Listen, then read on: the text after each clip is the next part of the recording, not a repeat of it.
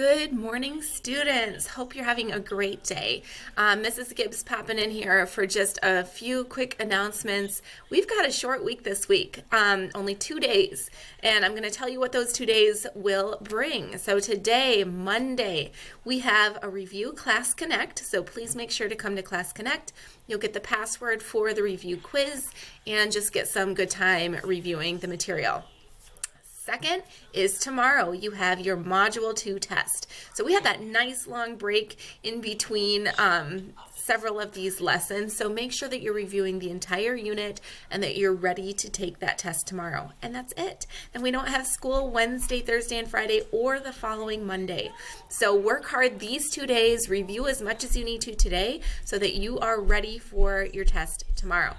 The other thing, I know that last week was the start of maybe some new routines for some of you that maybe have siblings or parents at home that you didn't have before. And you can see some of my kiddos walking in the background too. So do your best. Try to find something that works for you. If it's setting aside some time, making a schedule, making something new, but make sure that you are keeping up with your work and that you ask me if you have any questions. I hope you're having a wonderful day. Again, work hard for these 2 days and then you get another nice break.